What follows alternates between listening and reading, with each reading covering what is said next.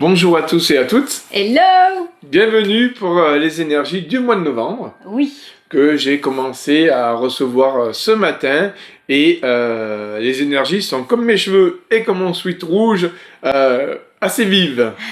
Donc on a appelé ce mois de novembre novembre, voyage en terre duel, tiraillement entre matière et immatière. Alors c'est assez intéressant parce que le mois de novembre c'est le mois 11, c'est un nombre énergétique puissant qui donne de belles perspectives. Néanmoins, quand on le réduit en numérologie, ça fait 2. Et je ne vais pas vous étayer toute la notion de numérologie pour ce mois-là, mais juste 2, j'ai vraiment ressenti qu'il y avait une notion très duelle entre matière et immatière. C'est-à-dire, on va prendre simple, entre ce à quoi j'aspire, ce qui vibre en moi. Carole parle souvent de la mission. C'est assez intéressant, la mission de vie. Et ce que je fais réellement, par exemple, un métier, beaucoup parlent de métier alimentaire. Bref.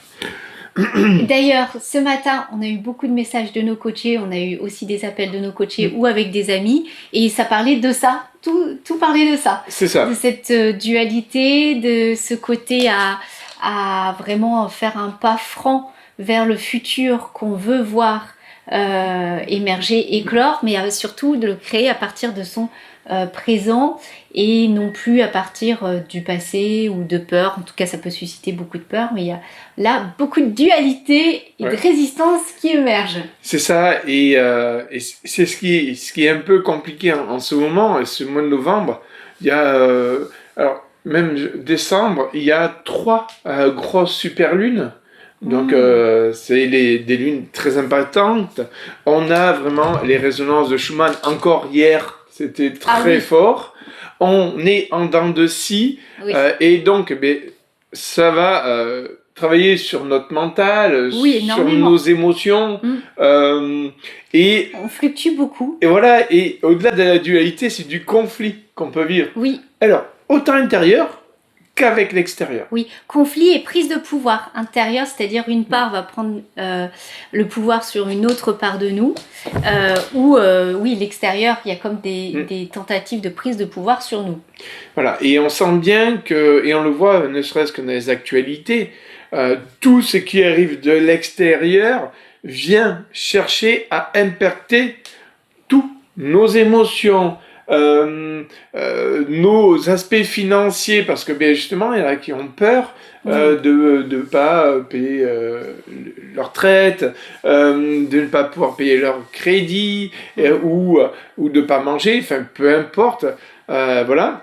Et par rapport à ce qu'ils aspirent, ce qu'ils veulent mettre en projet, et bien ça fait du conflit parce qu'ils se disent mais si je vais vers ce qui m'aspire, je vais être coupé de ce qui me donne des ressources actuellement. Exactement, c'est exactement ça. Des ressources matérielles, hein. Attention, voilà. Alors, il y en a qui disent l'argent ne fait pas le bonheur, moi je vous dis qu'il contribue énormément. Oui, puis c'est un paramètre terrestre. Voilà. Et donc quand on le nie, on nie un paramètre terrestre, on reste encore dans des sphères perchées, subtiles, et il faut faire avec. On est venu faire avec les conditions de la Terre, donc l'argent c'est un paramètre important. Voilà. Donc il y a plusieurs notions à vraiment aller visiter. Un, c'est les insécurités. Qu'est-ce qui m'insécurise actuellement? Qu'est-ce qui fait que je suis confronté, et j'emploie bien ce mot-là, confronté à ces parts duelles dans cette lutte que je vis et qui fait comme ça en fait. Il y a une difficulté à se trouver entre ces deux parts. Ça, c'est la première chose. Donc, moi, j'ai jamais rien trouvé de mieux que de prendre un crayon et un papier entre ce que je vis et ce que je fais, et entre ce à quoi j'aspire et que j'aimerais voir naître. Ça, c'est l'une des premières choses. La seconde chose, c'est d'aller affronter ce qui nous fait peur. C'est vrai. J'ai toujours eu tendance à aller affronter toutes mes peurs, et tant mieux, alors même si c'est arrivé tard, Maintenant, dès que j'ai une problématique ou dès que j'ai une peur qui est naissante, je vais l'affronter et sans problème. En plus, que ce soit avec les gens ou avec la société, je pense avoir passé pas mal de choses sur mes peurs. Il y a une peur qui est quand même toujours très présente, c'est le saut à l'élastique. Voilà, ça j'aimerais un jour l'affronter. Bon, je suis pas tout à fait prêt encore. Mais c'est vrai que j'avais une fâcheuse tendance plus jeune, il y a bien des années en arrière, à fuir des situations, à ne pas à jouer l'autruche face à des problématiques qui peuvent être financières, parce que moi j'ai eu des gros problèmes financiers dans ma vie. Et ça pouvait être sur le boulot, j'étais quelqu'un qui était complètement et totalement instable professionnellement. Donc je faisais des soins énergétiques et un jour j'arrête parce que toutes mes peurs sont là, parce que financièrement je ne reçois pas l'argent dont j'ai besoin pour vivre et avoir le toit qu'on a besoin d'avoir sur soi, au-dessus de soi, manger, etc. Et donc j'ai fait énormément d'allers-retours entre ces deux espaces-là, celui qui allait me nourrir et celui qui me nourrissait de l'intérieur. Et donc, il a fallu à un moment ou à un autre que je me pose et que je prenne le temps de faire de prendre des décisions importantes, d'aller apprendre aussi, ça ce n'est pas rien, j'ai consulté pendant plusieurs années un psychologue aussi, enfin bref, j'ai tout fait pour me sortir de mes parts duel. Et donc, c'est d'aller chercher un peu à comprendre déjà qu'est-ce qui est duel chez moi. Je pense qu'une première chose très importante, c'est de pouvoir prendre conscience. Voilà. Là, Loïc vous explique ce que c'est la dualité. On en a parlé aussi dans d'autres espaces. Voilà, où est-ce que je suis duel? Où est-ce qu'il y a de la dualité chez moi? Déjà, en prendre conscience. Repérer tout ça, pourquoi pas l'écrire, parce que dès qu'on l'écrit, effectivement, on l'ancre. C'est pas comme un vocal ou quand on en parle, il y a quelque chose de volatile et d'éphémère. Quand on l'écrit, ça s'ancre, il y a quelque chose de plus profond qui se passe. C'est solide et c'est matérialisé. Voilà. Et c'est matérialisé, quelque chose qui est dans l'imatière, qui est dans nos pensées qu'on ne palpe pas. C'est là, ça nous traverse et on ne le palpe pas. Donc, qu'est-ce qu'on va faire? On va l'ancrer dans la matière en l'écrivant, ce qui va nous donner un rapport visuel, concret, en prenant le stylo et son papier, voilà. Et donc déjà, ça va mettre en vision ce qui se passe. Oui. Dans ce mois de novembre, je trouve que ce qui est assez intéressant aussi, c'est d'aller à la rencontre de cette neutralité. Je trouve que la neutralité, c'est le point de convergence dans cette dualité-là. C'est où est-ce que je peux déposer de la paix, de l'amour, de la neutralité dans tout ce que je vis. Oui, il y a un autre truc qui me revient, que je voulais dire, c'était par rapport aux peurs. Vous pouvez repérer aussi chez vous à combien de pourcents les peurs sont décisionnaires chez vous. Est-ce que vous décidez à partir d'espaces de peur la plupart du temps, donc plus de 50%, et si vous l'observez, il faut savoir que c'est ok parce que ça fait partie d'un de nos conditionnements. On a été élevé, on est conditionné par une société qui nous fait prendre des décisions à partir de la peur. Et donc l'idée, c'est vraiment de le plus en prendre conscience pour pouvoir s'en détacher et prendre des décisions à partir de notre espace d'amour et de notre vérité. Et ce qui peut être intéressant sur ce mois de novembre, le 11, qu'on réduit à 2, parce que vraiment les énergies, elles sont là, il y a vraiment de la lutte assez profonde, c'est réussir à le transformer en 11. C'est ça tout l'enjeu du mois de novembre. Ouais, c'est le transcender. Ouais, ça va être de surfer vraiment avec cette conscience qu'on est sur du 2, mais qu'à chaque instant, on peut le transcender en 11. C'est ça. Et ce qui est assez intéressant, le 11, pour moi, alors moi je fais pas de numérologie, c'est vraiment chaque chiffre, chaque nombre a une vibration, et moi c'est toujours comme ça que j'ai ressenti les chiffres et les nombres. J'ai un côté un peu Rain Man. C'est que pour moi le 11, c'est l'apprenti qui va être le disciple et qui deviendra dans un futur maître. Et ce n'est pas rien, ça veut dire qu'il y a un cheminement, une démarche assez intéressante. Là-dedans, on est sur une fin de cycle, donc on a une année 9, c'est comment je vais réussir à rebondir sur ma fin de cycle en année 9, en évitant d'être dans la dualité, pour rentrer dans mon énergie, dans ma puissance, soit d'apprenti, soit d'initié ou soit de maître, pour l'année 2026. Ouais. Ça va être vraiment de dépasser la dualité sur cette fin de cycle. C'est ça. J'ai toujours dit que octobre, novembre, décembre sont des mois de trinité. Voilà. Octobre, 10, on le passe à 1. Novembre, 11, on le passe à 2. Décembre, 12, on le passe à 3. Et après, on recommence à partir de janvier. Ce mois-là, de novembre... Mais c'est une trinité de fin d'année. Oui, alors trinité... que l'autre, c'est une trinité de début d'année. Et voilà. On n'y fait pas les mêmes choses. C'est ça. C'est une énergie de trinité, mais en fin de cycle ou début de cycle. C'est pas du tout la même chose. C'est ça. Sachant qu'en plus, nous sommes dans une phase aussi où, comme on rentre dans l'hiver, les journées sont plus courtes, etc. Il y a une grosse phase introspective. Où la profondeur aussi a toute sa place. C'est ça, toute la profondeur. Donc la dualité, elle prend encore plus naissance. Parce que il y a une notion de journée de lumière plus courte et des nuits plus longues, même si c'est pas tout à fait vrai, mais on a cette notion-là, on a ce rendu-là. Et donc du coup, il y a vraiment cette introspection-là qui va aller vivre la dualité, qui va passer à 4000 à l'heure dans son esprit, et c'est pas tout à fait juste pour vous. Alors c'est bon d'une certaine manière, mais quand c'est dans le trop, ça peut devenir très envahissant.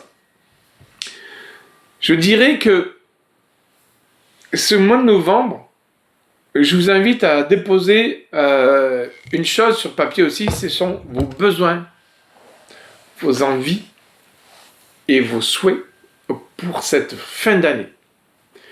Et je vous inviterai peut-être même à faire une autre chose, c'est que tout début d'année 2026, reprendre le crayon et réécrire vos besoins, vos envies et vos souhaits. Et je suis certain que beaucoup de choses auront été modifiées de novembre à ce début janvier.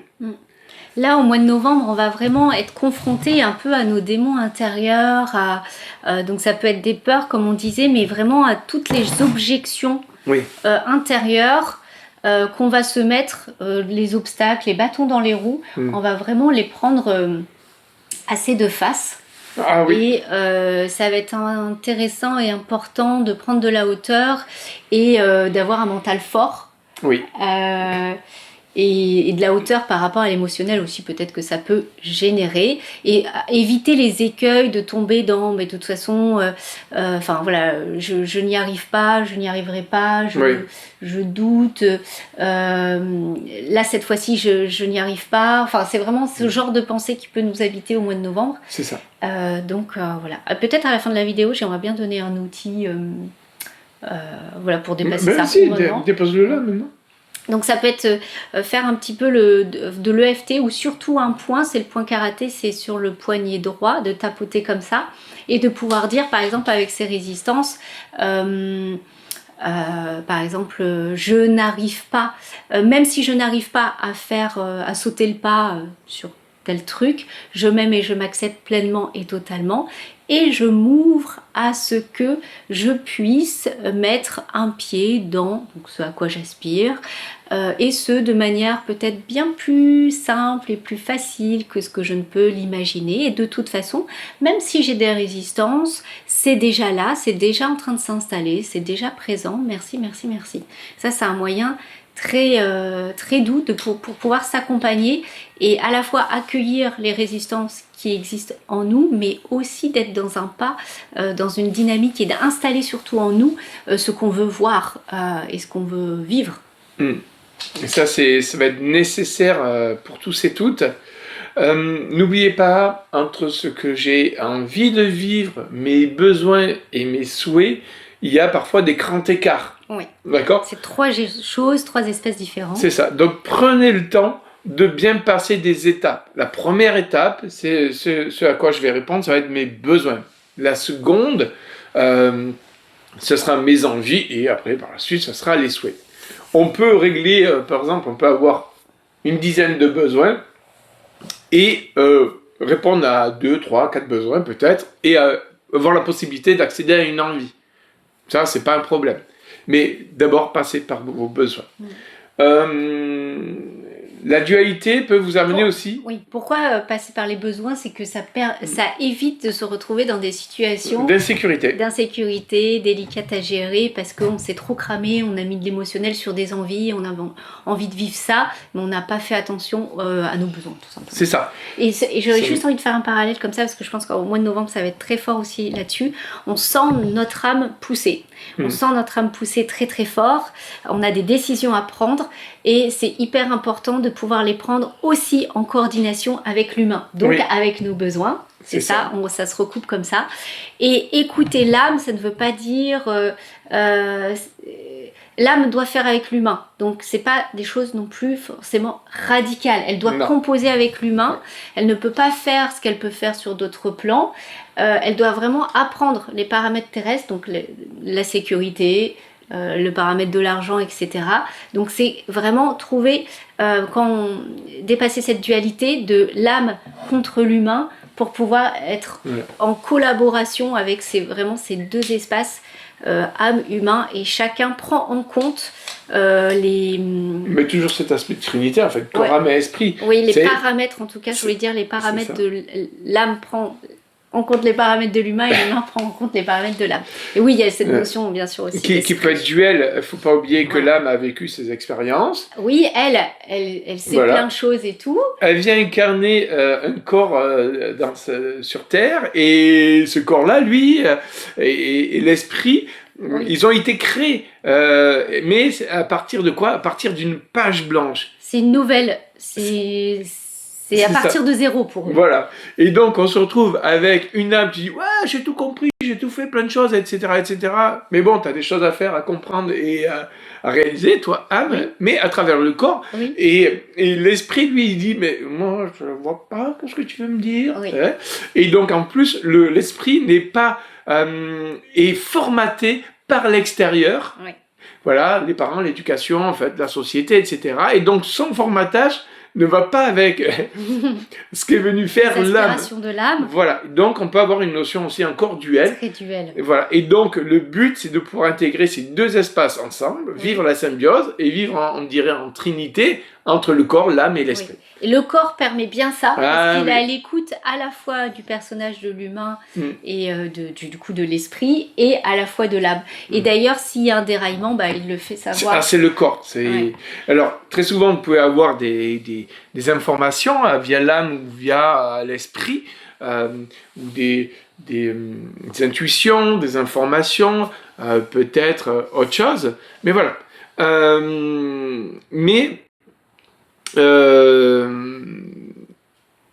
C'est très constructif. Excusez-moi, je capte des choses. C'est très constructif, et en même temps, si on n'accède pas à tous ces tas d'informations-là, ça se résulte dans notre corps. Et là, en ce moment, je vois beaucoup de corps physiques avec des gens qui me disent problème de dos, problème de jambes, des douleurs qui apparaissent de nulle part. Alors, c'est quand même à voir aussi avec toutes ces résonances de Schumann et tout ce qui va avec. Ça, c'est très important aussi. C'est quand même avec toutes les modifications qu'on peut avoir sur Terre. Mais ça passe par le corps en dernier lieu quand on n'a pas compris par X manière. Ou qu'il y a ce conflit. C'est ça. Entre différents espaces de nous. C'est ça. Le corps exprime. C'est ça qui est bien aussi. C'est vraiment l'intelligence du corps. C'est ça. Donc, on est sur un mois de novembre, en Scorpion aussi. Donc, le Scorpion, ça laisse parler de l'eau. Et donc, je vous inviterai vraiment à être d'excellents surfeurs sur ce mois de novembre. Parce que la notion du Scorpion, même si ça représente l'eau, moi, j'ai toujours vu ce signe comme une énergie très feu quand même. tous les scorpions que je peux connaître, ou des choses dans mes réceptions, encore une fois, qui me sont personnelles, m'ont souvent quand même mis face à du feu. Donc, je vous invite à être un excellent surfeur sur ces grandes vagues de novembre. Et je vous le dis, grande vague, ce n'est pas rien. Ce sweat rouge, comme mes cheveux, ça en dit long. Il va falloir vraiment être préparé.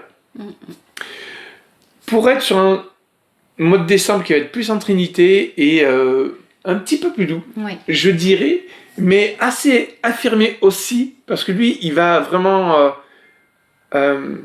j'ai la sensation sur le mois de décembre que ça va être nous caler sur les 3 premiers mois de l'année 2026. Ouais, c'est un tremplin et je le sens haut en fréquence. Ouais, très haut en fréquence.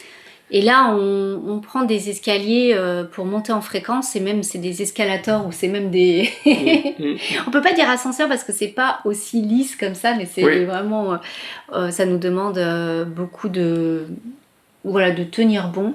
On a quand même beaucoup de téléchargements, donc des mots aussi, de la fatigue, tout se bouscule à l'intérieur de nous, effectivement entre nos aspirations, nos résistances, et en même temps on est poussé à toujours monter en fréquence, donc ça demande de garder le cap. Et je vous dirais aussi, faites attention, il y a en ce moment, on entend tout et rien. Et ça, on va en parler dans une autre vidéo qu'on vous partagera juste après celle-ci. Voilà. Merci à vous. Bonne journée. Ciao, ciao.